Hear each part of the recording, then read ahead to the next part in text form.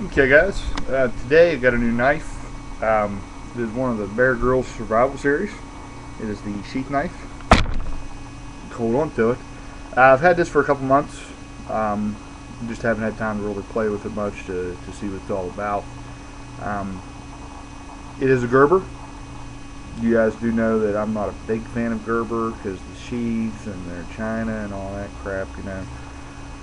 This one I'll deal with. I do like the sheath design, and it does look like it's pretty well built.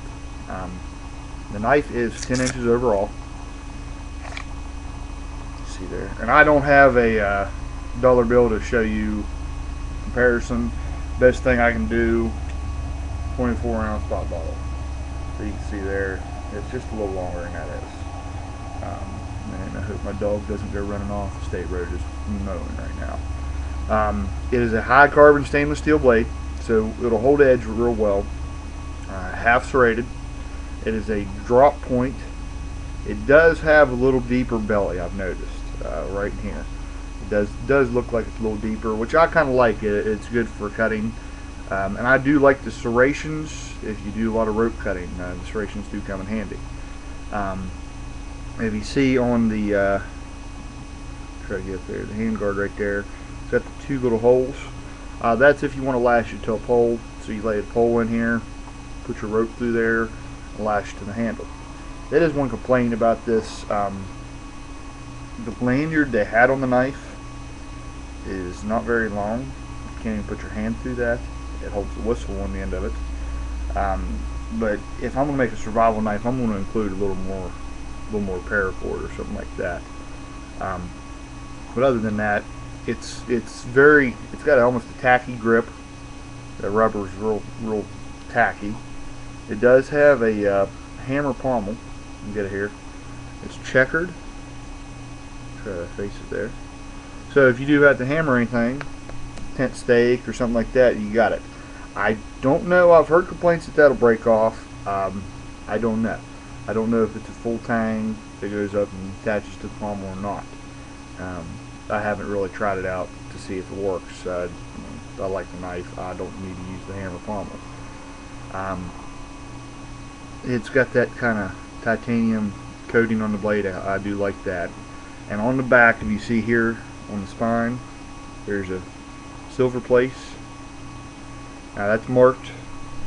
That's actually a flame. Let's see if I can get it in there. Kind of see it there. That's actually a flame. It corresponds with the steel striker that you get with it. That's what you strike it with on the back. You never use the edge of your knife. That's perfect. I love that idea. I remember when I was in Boy Scouts, we always used our Swiss Army knife to try to do that. Always ruined it. Best thing I can tell you too is if you do use this, wipe it off. That'll keep you from rusting. And the striker does actually work pretty well. Let's see if I can get it. Trying to catch the house on fire. So you can get a pretty good spark without catching anything on fire. I have used it a couple times to start fires, so it does work. Like I said, let me put that back in the sheath. We'll get in the sheath here in a second. I'll stick the knife back in here real quick. Like I said, I am very pleased with this sheath. And the lanyard did come, like I said, it came on the knife handle.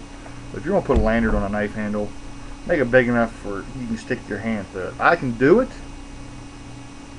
barely. Then I'd never really be able to take it off in a hurry if I had to. And like I said, I think it's stripped 550 cord. It may just even be cord. But it does have a whistle on there. There's a pretty good whistle. So that is a pretty good feature on a survival knife. And it also did come with a survival booklet, which I actually have in my backpack right now. I stuck it in there because they had it. There's a Alpine Rescue code on the back. It's actually like a little pouch. You can shove it in there, but you'd never be able to get it out. So I figured I'll stick it in my backpack. That's what I'll be using anyways. We'll get into the sheath now.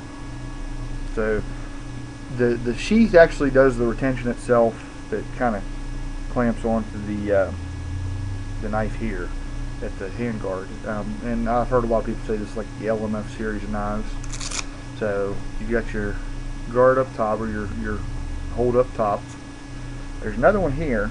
So now your sheath, you can either use it horizontally, or carry it vertically on your belt. I kind of like the horizontal. I've carried it around a while like that, and behind my back. So you got another strap here. That'll actually free the sheath up. So you got it dangling in two parts.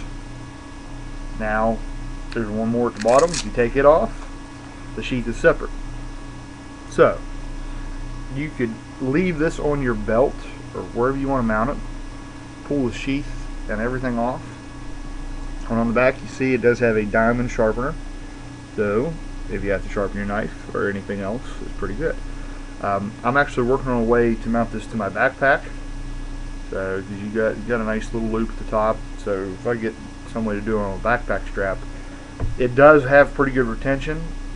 It takes a pretty good pull to get it out of there. So nothing's going to shake it out, go up and down. I'll still put a strap on there too to hold the handle in. Like I said, this is a pretty good, really good sheet. I am pleased with this.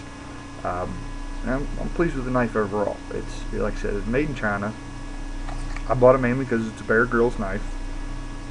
But other than that, it is a well constructed knife. The nylon part is still the cheap nylon they use. So, but it's simple. There's nothing to it really. It's got an insert, keeps it pretty stiff. Like I said, I do like the two options. You can carry it horizontally or vertically.